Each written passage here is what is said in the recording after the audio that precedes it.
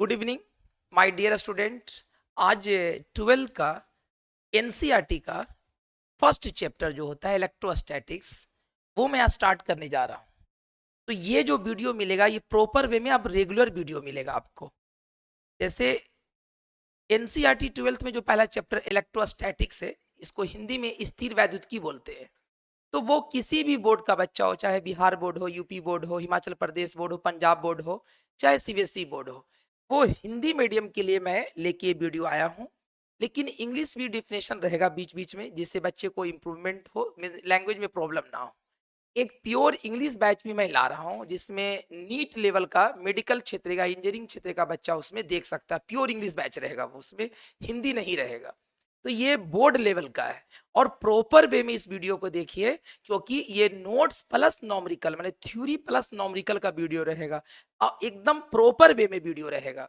जैसे कहीं पर मिसिंग नहीं रहेगा। साथ में एनसीईआरटी भी रहेगा, जो इंपॉर्टेंट बात एनसीईआरटी में है वो भी साथ में रहेगा। तो अगर आप इस वीडियो को देखते हैं तो बहुत यूजफुल होगा। और बस आप क्या करना है कि पेन और कॉपी पे, प्यारे बच्चों, पेन और कॉपी लेके निकाल लीजिए और रेगुलर वे में इस वीडियो को देखिए, तो आपको बहुत मजा लगेगा। तो चलिए अब समय बिना बर्बाद किए हुए मैं स्टार्ट करता हूँ। तो आज का लेक्चर 1 है, यूट्यूब पर लेक्चर 1, लेक्चर 2, लेक्चर 3 के नाम से होगा और इसका पीडीएफ भी टेलीग्राम पर आपको मिल जाएगा। तो आपको सिर्फ क्या करना है, कंसंट्रेशन से और दिल लगा के और मन लगा के चीजों को सीखना है और बार बार उस चीज को सुनना है, क्योंकि सुनते सुनते भी चीजें प्रैक्टिस में आ जाती है और माइंड में सेट हो जाता है। तो चलो मैं स्टार्ट करता हूँ मेरे प्यारे बच्चों। देखो, तो पहला जो चैप्टर है इलेक्ट्रोस्टैटिक्स। तो आप क्या कीजिए, आप भी रेडी हो जाइए और पेन वगैरह सब अच्छे से निकाल लीजिए। देखो मेरे प्यारे बच्चों, इलेक्ट्रोस्टैटिक्स इंग्लिश में कहते हैं इस चैप्टर को, हिंदी में स्थिर वैद्युतिकी कहते हैं। और उसको ने इस स्थिर, जैसे यहाँ पर देखो रा होगा, स्थिर वैद्युतिकी भी कहते हैं इसको। समझ में आया? तो इस चीज को भी ध्यान दीजिएगा। इसको वैद्युतिकी भी बोलते हैं और विद्युतिकी भी बोलते हैं, दोनों सही है। तो आप स्थिर वैद्युतिकी कहिए या स्थिर विद्युतिकी कहिए, दोनों चलेगा। तो आप जैसा है, मैंने चैप्टर 1 लिखा है, आपके सामने लिखा हुआ सारा चीज। तो देखो, हम सबसे पहले इलेक्ट्रोस्टैटिक्स को तोड़ते हैं कि सर ये जो पहला चैप्टर है उसमें करना क्या है। जैसे इलेक्ट्रोस्टैटिक्स है, तो इस चैप्टर में हम ये जानने की कोशिश करेंगे कि सर हम करेंगे क्या, इस चैप्टर में हमको क्या पढ़ना है। तो चलो अब उसको तोड़ते हैं। तो देख बेटा, इलेक्ट्रोस्टैटिक्स ने दो शब्द से मिलकर बना है, वो इलेक्ट्रो और प्लस स्टैटिक्स। अब इलेक्ट्रो का मतलब होता है इलेक्ट्रॉन, इलेक्ट्रॉन का मतलब होता है चार्ज। इलेक्ट्रॉन एक चार्ज पार्टिकल है। जैसे इलेक्ट्रोस्टैटिक्स को मैंने दो भागों में तोड़ा है, इलेक्ट्रो प्लस स्टैटिक्स। तो इलेक्ट्रो को, इलेक्ट्रो से आ गया छोटू इलेक्ट्रॉन। इलेक्ट्रॉन एक चार्ज पार्टिकल होता है और चार्ज का हिंदी क्या होता है, आवेश। और स्टैटिक्स का मतलब होता है रेस्ट। रेस्ट का हिंदी होता है विराम या स्थिर। मतलब ये जब हम इलेक्ट्रोस्टैटिक्स को जब हम ब्रेक करते हैं हिंदी में या इंग्लिश में मेरे प्यारे बच्चों, तो दो निचोड़ आता है कि आवेश होता है और विराम लिखा हुआ है। इसका मतलब इस चैप्टर में हम आवेश का अध्ययन करेंगे। तो ये मेरा डिफिनेशन से ये पता चलता है कि पूरे चैप्टर में मेरे प्यारे बच्चों, जब तक चैप्टर कंप्लीट नहीं होता है तो हम क्या पढ़ेंगे, आवेश के बारे में। और कब पढ़ेंगे, आवेश जब विराम में हो, मतलब रुका हुआ है, स्थिर हो, तब उसके बारे में। रेस्ट में जब मतलब एक चार्ज रुका हुआ है तो उसके बारे में पढ़ेंगे। अभी हम ये नहीं जानेंगे कि चार्ज क्या है। हम ये जानेंगे कि अगर कोई बच्चा बोलता है या आपसे कोई प्रश्न पूछता है कि सर इलेक्ट्रोस्टैटिक्स में या स्थिर विद्युतिकी में किसका अध्ययन करते हैं, तो हम आवेश का अध्ययन करते हैं। कब, जब वो रुका हुआ है और जब वो विराम में है। तो इतना सबसे पहले क्लियर कर लो मेरे प्यारे बच्चों। क्या समझ में आई बात मेरी? इस चैप्टर में हम आवेश का अध्ययन करेंगे, कब, जब आवेश रुका हुआ। चलिए ठीक। तो इसी डिफिनेशन को जब हम ब्रेक करते हैं तो स्थिर विद्युतिकी का हम परिभाषा और डिफिनेशन पढ़ते हैं मेरे प्यारे बच्चों। देखो, लिखा हुआ है स्थिर विद्युतिकी, यहाँ पर लिखा हुआ है स्थिर विद्युतिकी। तो देखिए आप, स्थिर विद्युतिकी लिखा हुआ है, तो लिखा भौतिकी की वैसी शाखा जिसमें विराम स्थिर आवेशों का अध्ययन करते हैं। साफ लिखा हुआ है कि देखो, भौतिकी की वैसी शाखा जिसमें हम विराम या स्थिर आवेशों का अध्ययन करते हैं, उसे स्थिर विद्युतिकी कहते हैं। उसे क्या कहते हैं, स्थिर विद्युतिकी कहते हैं। अंग्रेजी में लिखा हुआ है direct branch of physics, that branch में फिजिक्स में जब भी डिफिनेशन में मेरे प्यारे बच्चों, जो हिंदी मीडियम के बच्चों के लिए समस्या क्या है, दैट मतलब जब भी फिजिक्स में डिफिनेशन में रहेगा तो उसका हिंदी अर्थ होता है वैसा या वैसी। तो देखो, वैसा दैट ब्रांच ऑफ फिजिक्स, भौतिकी की वैसी शाखा, इन विच जिसमें, स्टडी मतलब अध्ययन करते हैं, अबाउट माने के बारे में, स्टेशनरी चार्जेज, स्टेशनरी चार्जेज या रेस्ट चार्ज मतलब स्थिर माने आवेश है या विराम आवेश है, उसका हम अध्ययन करेंगे।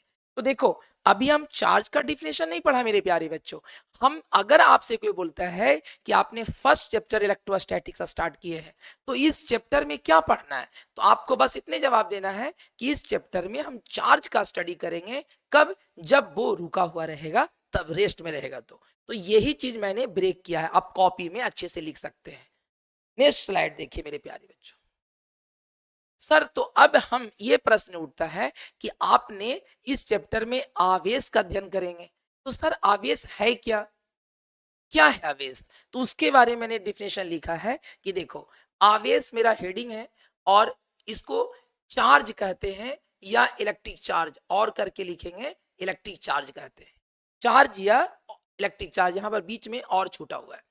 अब देखिए, लिखा हुआ है आवेश क्या होता है, जैसे किसी ऑब्जेक्ट के पास, किसी वस्तु के पास द्रव्यमान होता है, उसी तरीका से सर एक ऑब्जेक्ट का एक प्रॉपर्टी होता है। अगर कोई ऑब्जेक्ट होगा तो उसके पास एक गुण होगा चार्ज का। तो बताता है कि आवेश किसी वस्तु का एक मूलभूत गुण होता है, एक बेसिक प्रॉपर्टी होता है, एक फंडामेंटल प्रॉपर्टी होता है, जो अपने चारों तरफ, बस इतने याद रखना है, जो ये जो डिफिनेशन जो लिखा रहे हैं ना, सिर्फ इतना आपको याद रखना है, ये लास्ट लाइन, तो आपको पूरा चैप्टर का निचोड़ समझ में आएगा कि इस चैप्टर में हमको क्या पढ़ना है। तो बोल रहा है कि आवेश किसी वस्तु का एक बेसिक गुण होता है, एक प्रॉपर्टी होता है, जो अपने चारों तरफ, देखो विद्युत क्षेत्र का इंग्लिश होता है इलेक्ट्रिक फील्ड, चुंबकीय क्षेत्र मैग्नेटिक फील्ड, और मेरे प्यारे बच्चों विद्युत विभव इलेक्ट्रिक पोटेंशियल, और उत्पन्न करता है और बल का अनुभव करता है। एक चार्ज बल का भी अनुभव करेगा। तो इसमें चार टॉपिक है, उसको ध्यान दीजिएगा। हमने विद्युत क्षेत्र पढ़ा, चुंबकीय क्षेत्र, विद्युत विभव, और मेरे प्यारे बच्चों बल। इसका मतलब इस चैप्टर में इलेक्ट्रोस्टैटिक्स में हम चार्ज का अध्ययन करेंगे, साथ ही साथ वो चार्ज क्या प्रोड्यूस करता है, electric field, magnetic field, electric potential, और साथ ही साथ इलेक्ट्रिक फोर्स का अनुभव करता है। यानी कि इस चैप्टर में यही सब चार चीज पढ़ना है। विद्युत क्षेत्र, जिसको इंग्लिश में इलेक्ट्रिक फील्ड बोलते हैं, चुंबकीय क्षेत्र मैग्नेटिक फील्ड, विभव जिसको पोटेंशियल बोलते हैं, यही सब टॉपिक को खत्म करते करते बेटा याद रखिएगा पूरा इलेक्ट्रोस्टैटिक समाप्त हो जाएगा। इसका मतलब चार्ज का स्टडी करते करते हमको विद्युत क्षेत्र भी पढ़ना है, हमको चुंबकीय क्षेत्र, विद्युत विभव, और हमको फोर्स भी पढ़ना है, बल पढ़ना है। तो इस डिफिनेशन में सारा चैप्टर का निचोड़ छुपा हुआ था। तो चलिए अब हम चार्ज का, ये बेसिक डिफिनेशन हुआ। अंग्रेजी में देखिए, charge is fundamental physical property of any object, किसी भी ऑब्जेक्ट का एक बेसिक प्रॉपर्टी है। इट जनरेट मतलब होता है उत्पन्न करना, it generate electric field, magnetic field, और इलेक्ट्रिक पोटेंशियल अराउंड इटसेल्फ, अपने चारों तरफ इलेक्ट्रिक पोटेंशियल, और एक्सपीरियंस ए फोर्स का, बल का अनुभव करता है। तो ये चार्ज का बेसिक चीज है। अब मेरे प्यारे बच्चों, चार्ज को इस चैप्टर में कैपिटल क्यू या स्मॉल क्यू से डिनोट करते हैं। वही मैंने लिखा है कि आवेश को अंग्रेजी वर्णमाला के अक्षर क्यू या स्मॉल क्यू द्वारा सूचित किया जाता है। कैपिटल क्यू, ये पूरे चैप्टर में छोटू चार्ज को या तो हम बड़ा क्यू लिखेंगे या बेटा छोटा क्यू लिखेंगे। चार्ज को, आवेश एक अदिश राशि होता है। अदिश राशि का मतलब एक स्केलर क्वांटिटी होता है। इसके पास केवल परिमाण होगा, दिशा नहीं होगा, ओनली मैग्नीट्यूड होगा, डायरेक्शन नहीं होगा आवेश के बाद। तो आवेश के बारे में क्या पढ़ा, एक सदिश राशि नहीं है, एक अदिश राशि है, इसमें केवल परिमाण होगा। तो मैंने लिखा कि आवेश एक अदिश राशि होता है, इसमें केवल परिमाण होता है, दिशा नहीं होता है। गणितीय रूप में, मैथमेटिकल टर्म में आवेश को हम इस प्रकार भी व्यक्त कर सकते हैं मेरे प्यारे बच्चों। देखो कैसे, विद्युत धारा तथा समय के गुणनफल को आवेश कहते हैं। जैसे आवेश का जो डिफिनेशन फॉर्मूला है, देखो विद्युत धारा और समय, इलेक्ट्रिक करंट एंड टाइम के प्रोडक्ट को क्या बोलते हैं, चार्ज। आवेश को क्यू लिखते हैं, विद्युत धारा को आई लिखते हैं, और समय को क्या लिखते हैं बेटा, टी। तो यानी कि क्यू बराबर आई इंटू टी, ये फॉर्मूला बन गया आवेश का। नेक्स्ट के देखिए, आपसे पूछेगा, एक बिहार बोर्ड का क्वेश्चन है ये, कि आवेश का एस आई मात्रक तथा बीमा, आवेश का एस आई मात्रक तथा बीमा। तो मात्रक तो बच्चा सब जानता है कि जिसे मापा जाता है, जैसे लंबाई को मीटर से मापा जाता है, द्रव्यमान को किलोग्राम से मापा जाता है, इसी तरीका से आवेश को आप किस चीज से मापते हैं, वो आप उसमें पूछ रहा है। दूसरा एक शब्द आया बीमा, तो बीमा के बारे में आपने क्लास 11th में अच्छे तरीका से पढ़ाया गया है आपको, कि जो मूल भौतिक राशि पर जो बेसिक फंडामेंटल क्वांटिटी है, उस पर जो पावर होता है, जो घात होता है, उसी को बीमा या डायमेंशन बोलते हैं। तो बीमा के बारे में तो अभी 11th में पढ़ लिए होंगे। चलिए अब देखिएगा, तो किसी भी भौतिक राशि का अगर आपको मात्रक पूछता हो या बीमा पूछता हो, तो सबसे पहले उसका फॉर्मूला, उसका सूत्र लिखना है। तो देखिए, हमने आवेश का मात्रक तथा बीमा पूछा है, तो मैंने क्या किया है, आवेश का फॉर्मूला लिखा, Q बराबर आई इंटू टी। अब इसका एस आई मात्रक का मतलब होता है इंटरनेशनल सिस्टम। तो देखो, विद्युत धारा का मात्रक होता है एम्पियर, और समय का मात्रक होता है सेकेंड। यानी कि आवेश का एक मात्रक हुआ मेरे प्यारे बच्चों एम्पियर इंटू सेकेंड, और एम्पियर को संकेत में ए लिखते हैं, और सेकेंड को छोटू शॉर्टकट में एस ई सी लिखते हैं, और एम्पियर इंटू सेकेंड को ही कुलॉम बोलते हैं। तो यानी कि आवेश का एसआई मात्रक एम्पियर इंटू सेकंड भी हुआ, और साथ ही साथ कुलॉम भी हुआ, और कुलॉम को संकेत में सी लिखते हैं। देखो ऐसे कुलॉम को संकेत में सी लिखते हैं। इसका बीमा देखिए, तो फिर फॉर्मूला होता है Q बराबर आई इंटू टी, और आई का बीमा, जो विद्युत धारा का बीमा, या तो आई होता है या तो कैपिटल ए होता है, और समय का बीमा कैपिटल टी होता है। तो आई इंटू टी बोलो या फिर ए इंटू टी बोलो, क्योंकि विद्युत धारा का जो बीमा होता है वो कैपिटल आई या फिर कैपिटल ए होता है, और समय का बीमा बेटा टी होता है। ये क्वेश्चन की आवेश का बीमा 2020 में बिहार बोर्ड में ये क्वेश्चन पूछा हुआ था। तो या तो ऑप्शन में आई इंटू टी रहेगा या तो फिर ए इंटू टी रहेगा। आवेश का सीजीएस मात्रक, ये भी एग्जाम में पूछता है, बहुत इंपॉर्टेंट, वो किसी भी बोर्ड का हो। आप देखिएगा, हमने जो नोट्स तैयार किया है, एक प्रॉपर वे में आपका नोट्स है, आप अपने कॉपी में लिखिएगा, उसको देखिएगा, याद हो जाएगा। तो आवेश का सीजीएस मात्रक, सीजीएस का फुल फॉर्म होता है सेंटीमीटर ग्राम सेकेंड। इसका सीजीएस मात्रक, इसको बोलते हैं, अगर याद रखिएगा, एस आई मात्रक में अस्टाइट अगर लगा देते हैं तो वो सीजीएस मात्रक हो जाता है। याद रखिएगा, फिर से मैं बोल देता हूं, रिपीट कर देता हूं, कि अगर एस आई मात्रक में अगर अस्टाइट शब्द लगा देते हैं तो वो सीजीएस मात्रक को बोध करता है, इंडिकेट करता है। जैसे देखिए, आपने कुलम एस आई मात्रक था, उसमें आपने अस्टाइट लगा दिया, तो अस्टाइट कुलम होगा, वो सीजीएस मात्रक होगा। और अस्टाइट कुलम को ही, यानी कि आवेश का सीजीएस मात्रक अस्टाइट कुलम होता है, और उसी को और करके मेरे प्यारे बच्चों ESU भी बोलते हैं। यानी कि आपसे अगर पूछेगा कि आवेश का सीजीएस मात्रक क्या होता है, तो अस्टाइट कुलम। संकेत में अस्टाइट कुलम को STC भी बोलते हैं, अस्टाइट कुलम।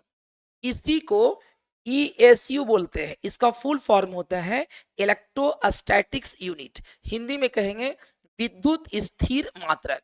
और चूंकि ये जो इलेक्ट्रोस्टैटिक्स यूनिट है वो बेंजामिन फ्रैंकलिन ने दिया था, तो इसीलिए उस पर नाम पर फ्रैंकलिन आया। तो मतलब कि ESU को फ्रैंकलिन भी बोलते हैं, क्योंकि फ्रैंकलिन एक वैज्ञानिक का नाम था छोटू, उसी के नाम पर है। तो ESU फिर से बोल देता हूं कि आवेश का सीजीएस मात्रा का स्टैट कुलम है, उसी को ESU बोलते हैं। इसका फुल फॉर्म होता है इलेक्ट्रोस्टैटिक्स यूनिट। उसी को हम या करके बेटा फ्रैंकलिन भी बोलते हैं। फ्रैंकलिन वैज्ञानिक का नाम था, उसी के नाम पर हुआ। तीनों पूछेगा, आवेश का सीजीएस मात्रक अस्टाइट कुलम, या ESU, या फ्रैंकलिन। इसको अच्छे से देख लीजिएगा। ये स्लाइड देखो। अब ये भी क्वेश्चन कई बार बिहार बोर्ड या किसी भी बोर्ड में बोलता है कि एक कुलम में छोटू कितना अस्टैट कूलम होगा? तो याद रखिएगा 1 कूलम बराबर होता है 3 इंटू 10 पे पावर 9 छोटू ESU बोलो या फिर STC बोलो, अस्टैट कूलम दोनों तो सेम होता है। तो 1 कूलम में 3 इंटू 10 पे पावर 9 अस्टैट कूलम होता है। ये एग्जाम में कई बार पूछा है। या उल्टा भी पूछ सकता है कि 1 ESU या STC अस्टैट कूलम में कितना कूलम? 1/3 इंटू 10 पे पावर -9 कूलम। ये भी एग्जाम में पूछ सकता है। सर आवेश 2 प्रकार के होते हैं। चार्ज होता है वो 2 टाइप का होता है, क्योंकि चार्ज का डिफिनेशन पढ़ा। तो चार्ज जो नेचर में जो माने कि पाया जाता है वो 2 टाइप का, एक पॉजिटिव चार्ज, एक नेगेटिव चार्ज। तो देखो मेरे प्यारे बच्चों, धन आवेश पॉजिटिव चार्ज हुआ, पॉजिटिव चार्ज को प्लस क्यू से लिख रहा है, देखो प्लस क्यू से लिखा हुआ है, और इसको ये कैपिटल क्यू या छोटा क्यू लिखो। नेगेटिव ऋण आवेश नेगेटिव चार्ज, इसको माइनस क्यू से लिखो या फिर ऐसे लिखो माइनस क्यू से, कैपिटल क्यू या तो स्मॉल क्यू।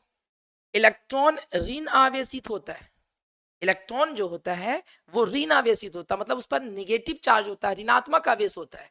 तो कितना होता है? चार्ज ऑफ इलेक्ट्रॉन याद रखना -1.6 इंटू 10 पे पावर -19 कूलम होता है। और इलेक्ट्रॉन के पास मास भी होता है, द्रव्यमान भी होता है। तो इलेक्ट्रॉन का द्रव्यमान है 9.10 इंटू 10⁻31 kg, ये याद रखना है। प्रोटॉन धनावेशित कण होता है, प्रोटॉन के पास धनात्मक आवेश होता है। कितना होता है चार्ज? चूंकि इस चैप्टर में हमको क्या पढ़ना है? चार्ज के बारे में। तो हम जानेंगे कि इलेक्ट्रॉन के पास कितना चार्ज होता है, प्रोटॉन के पास कितना चार्ज होता है, न्यूट्रॉन के पास कितना चार्ज होता है, अल्फा कण के पास कितना चार्ज होता है। तो सारा हम इस चार्ज के बारे में पढ़ेंगे, क्योंकि चैप्टर में क्या स्टडी करेंगे? मैंने फर्स्ट बार बोला था, पहली बार क्या बोला था कि चार्ज के बारे में पढ़ना है। तो सारे जितने भी पार्टिकल हैं, कौन सा चार्ज, वो पॉजिटिव चार्ज रखते हैं या नेगेटिव चार्ज रखते हैं, अगर रखते हैं तो वो कितना अमाउंट में रखते हैं, तो वो सब स्टडी करना है। तो सारा ये सब ने नोट्स में लिखते चलिएगा, याद करते जाइएगा। तो मेरे प्यारे बच्चों देखो इधर, तो प्रोटॉन का चार्ज होता है, जितना इलेक्ट्रॉन का चार्ज होता है उतना ही प्रोटॉन का चार्ज होता है, लेकिन वो निगेटिव में होता है, ये पॉजिटिव में होता है। और प्रोटॉन का द्रव्यमान होता है 1.73 इंटू 10⁻27 kg। न्यूट्रॉन पर कोई आवेश नहीं होता है, न्यूट्रॉन पर ना प्लस चार्ज होता है ना माइनस चार्ज होता है, एक न्यूट्रल पार्टिकल है, एक क्या है, उदासीन कण है, लिखा है कि न्यूट्रल उदासीन कण होता है। तो न्यूट्रॉन पे चार्ज कितना होगा? 0 होगा, और न्यूट्रॉन का द्रव्यमान इतना होता है। मैंने ये चीज को नोट 6 में देखो, ये बहुत इंपॉर्टेंट चीज लिखा है कि न्यूट्रॉन का द्रव्यमान या तो प्रोटॉन के द्रव्यमान से बराबर होगा या स्लाइटली थोड़ा सा ज्यादा होगा। तो चलो हम नोटिस करते हैं, आप देखिएगा क्यों इस चीज को समझाने की कोशिश करते हैं। अब देखो, मास ऑफ इलेक्ट्रॉन देखिए, ये देखिए इतना है, मास ऑफ प्रोटॉन इतना देखिए, अब मास ऑफ न्यूट्रॉन इतना देखिए। पहले ना ये दोनों में आप देखिए बेटा, प्रोटॉन का द्रव्यमान और न्यूट्रॉन का द्रव्यमान। तो देखो मास ऑफ जो प्रोटॉन होता है वो लिखा हुआ 1.67 इंटू 10 पे पावर -27 kg, और मास ऑफ न्यूट्रॉन है 1.67 इंटू 10 पे पावर -27 kg। मैंने क्या किया है, पॉइंट के बाद 2 अंक लिया है दोनों में, हालांकि इसमें 3 अंक है। तो अगर पॉइंट के बाद 2 अंक लेते हैं तो दोनों का द्रव्यमान सेम होगा। आप देखिएगा दोनों का द्रव्यमान सेम होगा, इसीलिए हम यहाँ पर इक्वल लगाए हैं। लेकिन अगर हम पॉइंट के बाद 3 अंक लेते हैं, 3 डिजिट लेते हैं, तो यहाँ पे 3 आता है, यहाँ पे 5 आता है, तो स्लाइटली थोड़ा सा न्यूट्रॉन का द्रव्यमान ज्यादा होगा। लेकिन अगर आप 2 अंक तक लेते हैं तो दोनों का द्रव्यमान सेम होगा। इसीलिए मास ऑफ न्यूट्रॉन और मास ऑफ प्रोटॉन लगभग उसका जो मास से द्रव्यमान है इक्वल होता है, लेकिन स्लाइटली थोड़ा सा न्यूट्रॉन ज्यादा होता है। और इलेक्ट्रॉन बेटा सबसे हल्का होता है ये तीनों में, तो मैं ही लिखा है सबसे हल्का इलेक्ट्रॉन होता है और सबसे भारी न्यूट्रॉन होता है। इस चीज को ध्यान दीजिएगा। नेक्स्ट स्लाइड में देखिए, आवेश की ध्रुवता, हेडिंग मेरा हिंदी में है आवेश की ध्रुवता, पोलैरिटी ऑफ चार्ज। ये जो टॉपिक है ये पूरा एनसीईआरटी से लिया गया है। मैं आपको एनसीईआरटी बुक का भी दिखाता हूं कि कितना एक टीचर मेहनत करके कंटेंट तैयार करता है, जिससे आपको लगे कि ना एनसीईआरटी का भी नोट चल रहा है। देखो, आवेश की ध्रुवता, पोलैरिटी ऑफ चार्ज, बोलता है कि वह गुण जो दो आवेशों में भेद करता है, आवेश की ध्रुवता कहलाता है। जो दो आवेशों में भेद करता है, तो बिल्कुल आवेश दो प्रकार का मैंने पढ़ाया है, एक छोटू पॉजिटिव चार्ज, एक छोटू नेगेटिव चार्ज। तो पॉजिटिव चार्ज और नेगेटिव चार्ज दोनों का गुण अलग अलग है, दोनों का प्रॉपर्टी अलग अलग होगा, हम आगे पढ़ेंगे। तो इसीलिए वह गुण जो दो प्रकार के आवेशों में भेद करता है उसे आवेश की ध्रुवता कहलाता है। प्लस माइनस यही तो ध्रुवता है। सर ये जो आवेश के पास जैसे धनात्मक आवेश होता है, आवेश एक ऋणात्मक आवेश होता है, ये जो नाम सबसे पहले कौन दिया था? तो ये नाम अमेरिकी वैज्ञानिक बेंजामिन फ्रैंकलिन ने आवेशों को धनात्मक तथा ऋणात्मक कहा। जैसे एक प्लस चार्ज होगा, आवेश दो प्रकार का होता है, एक प्लस होता है एक माइनस होता है। ये सबसे पहले कौन कहा था? अमेरिकी वैज्ञानिक बेंजामिन फ्रैंकलिन ने किया था। अब लिखा हुआ यहाँ पर विद्युन्मय या आवेशित वस्तु या आविष्ट वस्तु किसको बोलते हैं? अंग्रेजी में इलेक्ट्रिफाइड या चार्ज ऑब्जेक्ट। आवेशित वस्तु जैसा ही उसका नाम है, आवेशित वस्तु, जिस पर आवेश होगा उसको आवेशित वस्तु कहेंगे, जो चार्ज होगा। अब आवेशित, आवेशित मेरा हेडिंग है ना बेटे बेटे, आवेशित वस्तु या विद्युन्मय वस्तु, तो जिस जो वस्तु के पास आवेश होगा उसको आवेशित वस्तु कहेंगे, और जिस पर आवेश नहीं होगा उसको अनावेशित वस्तु कहेंगे।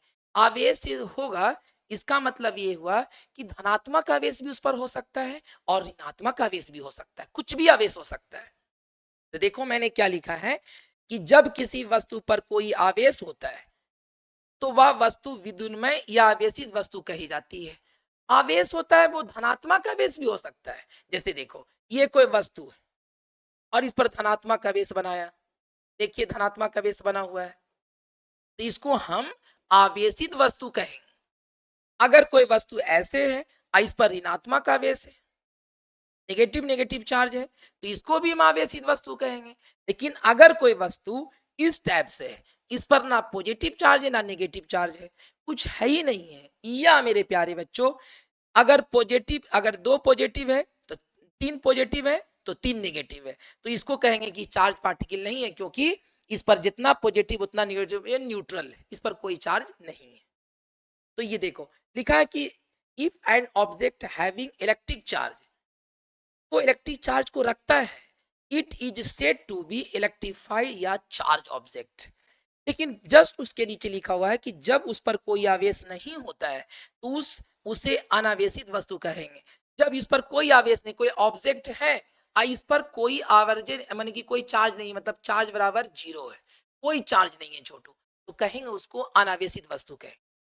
अब इसको ना ये लाइन को मैंने एनसीईआरटी से लिया है, आपको दिखाता हूं जिससे आपका कॉन्फिडेंस बिल्ड होगा और इंप्रूवमेंट होगा। देखिएगा एनसीईआरटी में ये से यहाँ पर साफ लिखा हुआ है, आप इसको समझने की कोशिश कीजिएगा। देखिएगा इधर यहाँ पर देखिएगा अमेरिकी वैज्ञानिक,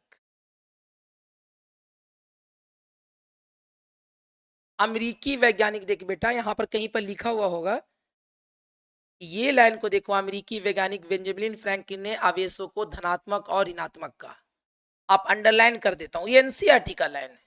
फिर आप देखिएगा आगे, देखिए साफ लिखा हुआ है कि जब किसी वस्तु पर कोई आवेश होता है तब उसे अनावेशित कह, यहाँ पर आवेशित कहते हैं। ये देखिए ये लाइन, और जब उस पर कोई आवेश नहीं होता है तो उसे हम अनावेशित वस्तु कहते हैं। हमने अंडरलाइन कर दिया छोटू, आप देखिएगा यहाँ से, देखिए सब एनसीईआरटी में है, बहुत सारा चीज है, तो मैं जैसे जैसे पढ़ा रहा हूं आपको एनसीईआरटी देखा हूं। नेक्स्ट स्लाइड देखिए। अब देखिएगा यहाँ पर आवेश का अवधारणा, जैसे कहने का मतलब किसी बच्चे को ये प्रश्न आता होगा कि सर आवेश ये कहाँ से आता है, ये जो धनात्मक और ऋणात्मक आवेश ये आता कहाँ से है? तो इसी को मैंने हेडिंग बनाया है आवेश का अवधारणा, कॉन्सेप्ट ऑफ चार्ज। तो केस 1 देखिएगा आपने लिखा है यहाँ पर देखो,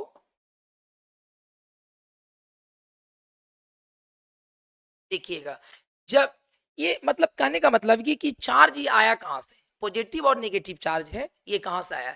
तो मैंने इस फिगर को बहुत बेहतरीन से समझाने की कोशिश किया है, तो आप गौर से सुनिएगा, तो इससे प्रश्न एग्जाम में कभी नहीं छूटेगा और आपको मजा लगेगा पढ़ने में छोटू। देखिएगा लिखा हुआ कि जब किसी उदासीन वस्तु से इलेक्ट्रॉन निकाला जाता है, उदासीन वस्तु का मतलब ऐसा नहीं कि उसके पास चार्ज नहीं होगा, चार्ज होगा, लेकिन वो इक्वल अमाउंट में होगा। जितना पॉजिटिव चार्ज होगा उतना ही उसके पास नेगेटिव चार्ज होगा। उसी को उदासीन वस्तु बोलते हैं। हिंदी में, इंग्लिश में उसको न्यूट्रल ऑब्जेक्ट बोलते हैं इंग्लिश में, और हिंदी में उसे उदासीन वस्तु बोलते हैं। अगर किसी के पास जितना पॉजिटिव चार्ज होगा उतने ही अगर नेगेटिव चार्ज है, उसको उदासीन वस्तु बोलते हैं। तो पहले मैंने उदासीन वस्तु को समझाने की कोशिश किया। तो जब किसी उदासीन वस्तु से इलेक्ट्रॉन निकाला जाता है तो वह धन आवेशित हो जाता है। चलिए इस बात को, धन आवेशित का मतलब होता है पॉजिटिव चार्ज, ये पॉजिटिव चार्ज हो जाता है, ऑब्जेक्ट हो जाएगा। तो चलो इस बात को हम समझाने की फिर से कोशिश करते। देखो, ये मेरे पास उदासीन वस्तु है। उदासीन वस्तु का मतलब उसके पास जितना पॉजिटिव चार्ज होगा उतने ही उसके पास नेगेटिव चार्ज होगा। तो मैंने बच्चे को समझाने के लिए क्या किया है कि तीन नेगेटिव चार्ज लिया है और तीन पॉजिटिव चार्ज लिया है। तो बताओ, ये उदासीन है क्योंकि जितना पॉजिटिव उतना नेगेटिव है। और इस उदासीन वस्तु से हमने एक इलेक्ट्रॉन को निकाला। देख बेटा, एक इलेक्ट्रॉन निकाला हुआ है। तो एक इलेक्ट्रॉन को निकालेंगे। अब मेरे पास छोटू एक गुल्लक है, उसमें 2 का सिक्का है और 5 का सिक्का है। तो अगर आप 2 का सिक्का निकालोगे तो उसमें 2 का सिक्का कम होगा। अगर आप 5 का सिक्का निकालोगे कॉइन, तो 5 का सिक्का कम होगा। तो बताओ, ये एक समझो कि बॉक्स है, उसमें आपने एक इलेक्ट्रॉन को निकाला है। तो मेरे प्यारे बच्चों, एक इलेक्ट्रॉन की इसमें कमी होगा। प्रोटॉन तो वही लिखा है, 3 प्रोटॉन इसमें भी था, पॉजिटिव चार्ज, 3 पॉजिटिव चार्ज यहाँ है। एक इलेक्ट्रॉन इसमें कम हुआ है, तो इसमें 2 इलेक्ट्रॉन है। अब बताओ, इसको देखो, एक इलेक्ट्रॉन तो निकाल लिया, तो सिचुएशन इसका ऐसा हो गया। अब 2 पॉजिटिव और 2 नेगेटिव मिलके कैंसिल आउट हो गया, इसके पास केवल पॉजिटिव चार्ज बचे। तो यानी कि वही तो मैंने बताने की कोशिश किया कि अगर किसी उदासीन वस्तु से इलेक्ट्रॉन निकालते हैं, एक इलेक्ट्रॉन निकालिएगा तो एक एक्स्ट्रा पॉजिटिव दिखेगा, मतलब धन आवेशित हो जाएगा। यानी कि पॉजिटिव चार्ज का कंसेप्ट कहां से आया? अगर किसी न्यूट्रल ऑब्जेक्ट से अगर आप एक इलेक्ट्रॉन निकालते हो तो उस पर पॉजिटिव चार्ज आएगा। मैंने इसको समझाया है। अब मेरे प्यारे बच्चों देखो, इलेक्ट्रॉन की कमी है। जब इसको इंग्लिश में बोलते हैं डिफिशियंसी ऑफ इलेक्ट्रॉन। जब भी इलेक्ट्रॉन की कमी होगा तो वो ऑब्जेक्ट समझो पॉजिटिव चार्ज होगा।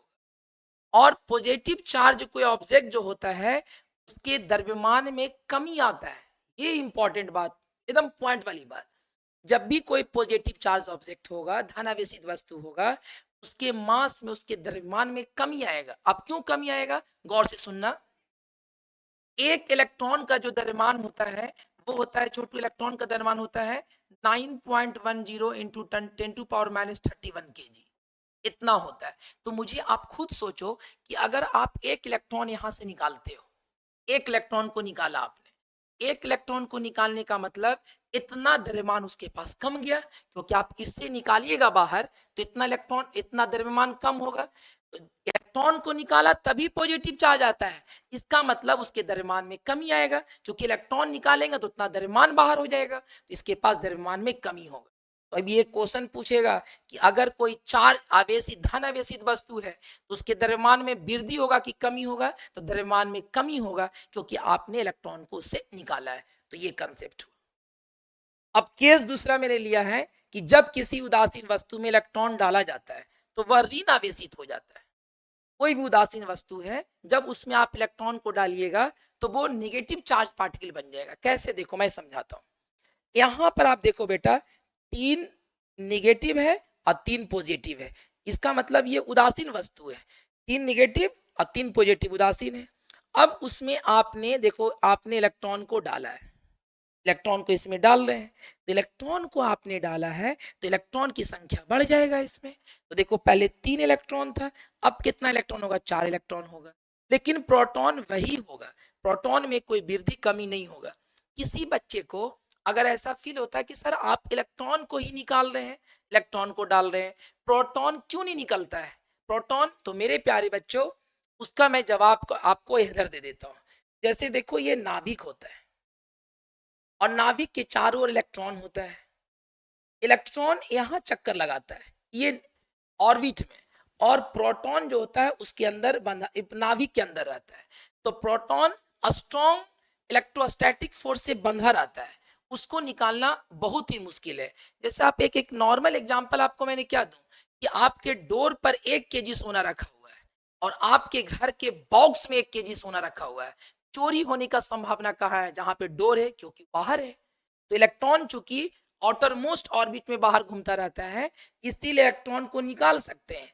अब प्रोटॉन वो नाभिक के अंदर रहता है और स्ट्रॉन्ग इलेक्ट्रोस्टैटिक फोर्स से, स्ट्रॉन्ग बल से बंधा रहता है, इसलिए प्रोटॉन को यहां से निकालना काफी मुश्किल है।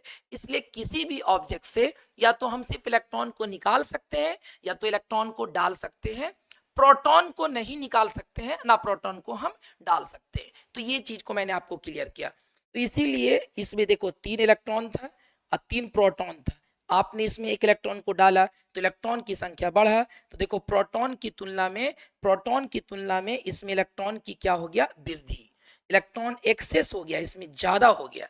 अब बताओ 3 नेगेटिव और 3 positive cancel out. 3 negative 3 positive cancel, एक एक्स्ट्रा नेगेटिव चार्ज इस पर बच जाएगा। देखो इसलिए ऋण आवेशित हो गया। तो अब बताओ आपने इसमें जो ऋण आवेशित वस्तु है, ये नेगेटिव चार्ज वस्तु है छोटू, ऋण आवेशित वस्तु है, जिसके द्रव्यमान में वृद्धि होगा। तो आपसे देखो यहाँ पर एक्सेस ऑफ मास, मास में वृद्धि होगा। तो अब प्रश्न आपके पूछेगा कि अगर कोई नेगेटिव चार्ज पार्टिकल है, ऋण आवेशित वस्तु है, तो उसके पास उसके द्रव्यमान में क्या होगा? वृद्धि होगा, कमी होगा, क्या होगा? तो मेरे प्यारे बच्चों, जब आप इस वस्तु में इलेक्ट्रॉन को डाल रहे हैं और सब जान रहे हैं कि मास ऑफ इलेक्ट्रॉन होता है 9.10 इंटू 10⁻31 kg, तो अब खुद सोचिए कि इतना द्रव्यमान 1 इलेक्ट्रॉन का होता है और 1 इलेक्ट्रॉन को आपने इसमें डाल रहे हैं, मतलब इतना द्रव्यमान इसका बढ़ जाएगा, तो उसके द्रव्यमान में वृद्धि होगी। तो आपको इतना जो बोला उसमें बस ये निचोड़ है कि अगर कोई धन आवेशित वस्तु है तो उसके द्रव्यमान में कमी होगा, अगर ऋण आवेशित वस्तु है उसके द्रव्यमान में वृद्धि होगा। लेकिन अगर प्रश्न में पूछ दे कि आवेशित वस्तु है, तो आवेशित का मतलब क्या हुआ? उस पर धन आवेश भी हो सकता है, ऋण आवेशित है। तो प्रश्न एक बिहार बोर्ड में क्वेश्चन पूछा था कि अगर कोई वस्तु आवेशित वस्तु, उसके द्रव्यमान में क्या होगा? तो आवेशित बोल दिया तो धन आवेश भी हो सकता है, ऋण आवेश, तो उसके द्रव्यमान में वृद्धि भी हो सकता है और कमी भी हो सकता है। इस बात को याद रखिएगा। अब जैसे क्वेश्चन पूछा है कि जब किसी वस्तु को धन आवेशित किया जाता है तो उसका द्रव्यमान, अब इतना इंपॉर्टेंट है, वो किसी भी बोर्ड का बच्चा हो अभी सिखाया कि पॉजिटिव चार्ज जब होगा मेरे प्यारे बच्चों, अगर कोई वस्तु पॉजिटिव चार्ज है। अब सोचो सारे बच्चे, ये पॉजिटिव चार्ज कब हुआ होगा? जब इससे इलेक्ट्रॉन को निकाला गया होगा। जब इलेक्ट्रॉन निकाला गया, मतलब कि इलेक्ट्रॉन को इससे निकाला गया है, इलेक्ट्रॉन निकलेगा मतलब उतना द्रव्यमान निकल जाएगा, तो द्रव्यमान मतलब कमी होगा, तो इसका होगा द्रव्यमान, इसका घटेगा, ये होगा घटेगा द्रव्यमान। नेक्स्ट क्वेश्चन देखिए, जब किसी वस्तु को ऋण आवेशित किया जाता है तो उसका द्रव्यमान क्या होगा? अभी मैंने बताया कि अगर कोई वस्तु है और वो ऋण आवेशित किया जाता है, ऋण आवेशित का मतलब नेगेटिव चार्ज उसको कर रहे हैं, और नेगेटिव चार्ज कब होगा? जब उसमें आप इलेक्ट्रॉन को डालोगे। इलेक्ट्रॉन को डालोगे तो इलेक्ट्रॉन का द्रव्यमान होता है, उसके द्रव्यमान में वृद्धि होगा, यानी कि इसका द्रव्यमान क्या होगा? बढ़ जाएगा। नेक्स्ट क्वेश्चन देखिए, जब किसी वस्तु को आवेशित किया जाता है, तो मेरे प्यारे बच्चों ये बड़ी खतरनाक टर्म है, आवेशित। आवेशित, आवेशित का मतलब होता है चार्ज। आवेशित का मतलब क्या होता है? चार्ज। तो आवेशित का मतलब वो ने पॉजिटिव चार्ज भी हो सकता है और नेगेटिव चार्ज भी हो सकता है। ये प्रश्न में नहीं बोला कि उसको धनावेशित किया जाता है, ये नहीं बोला प्रश्न में ऋणावेशित किया जाता है, उसको आवेशित किया जाता है, मतलब प्लस भी किया जा सकता होगा या तो माइनस भी। तो या तो उसका द्रव्यमान प्लस करोगे तो घट जाएगा, माइनस करोगे तो बढ़ जाएगा। तो आंसर इसका सी होगा। ये बिहार बोर्ड में 2018 में बेहतरीन क्वेश्चन पूछा हुआ था। तो मेरे प्यारे बच्चों, यहीं तक इसका एक देखो, एक क्वेश्चन और है, स्थिर कूलम। ये भी क्वेश्चन 2012 में पूछा हुआ है। स्थिर कूलम, सर इसी को बोलता है 1 ESU। स्थिर कूलम को बोलते हैं छोटू 1 STC, स्टैट कूलम। तो 1 ESU में कितना कूलम होगा? तो ये पढ़ाया हुआ 1/3 इंटू 10⁻⁹ कूलम होता है। आंसर इसका डी होगा। अब ये भी क्वेश्चन 2011 में पूछा हुआ है, 1 कूलम में कितना आवेश होगा? देखो 1 कूलम में कितना ESU, ये नोट्स में लिखाया हुआ है। 1 कूलम में 3 इंटू 10 पे पावर -9 ESU होगा, ESU। और चलिए अब यही क्वेश्चन था सारा। आज का लेक्चर इतनी समाप्त होता है। अब लेक्चर 1 और लेक्चर 2 फिर आगे नेक्स्ट क्लास में फिर होगा। अब देखिएगा एक क्वेश्चन, चलिए और देख लेते हैं। निम्नलिखित में कौन इलेक्ट्रॉन पर आवेश के लिए सही है? इलेक्ट्रॉन का आवेश देखो, ये 2022 में क्वेश्चन बिहार बोर्ड में पूछे हुआ था, या किसी भी बोर्ड का, हम बिहार बोर्ड का लिए, हम यूपी बोर्ड का भी क्वेश्चन पूछेगा, ऐसा ही टाइप करेगा मेरे प्यारे बच्चों। तो इलेक्ट्रॉन का आवेश कितना होता है? -1.6 इंटू 10⁻19 कूलम। आंसर डी होगा। तो अब इसको ने प्रॉपर वे में लेक्चर 1, लेक्चर 2, लेक्चर 3, ये पहला लेक्चर था, और शुरू से इसको कॉपी में उतार लीजिए। आप पहला चैप्टर एकदम कंप्लीट पढ़ाया जाएगा अच्छे से, इसलिए इसको अच्छे से ध्यान दे दीजिएगा। Thank you for watching.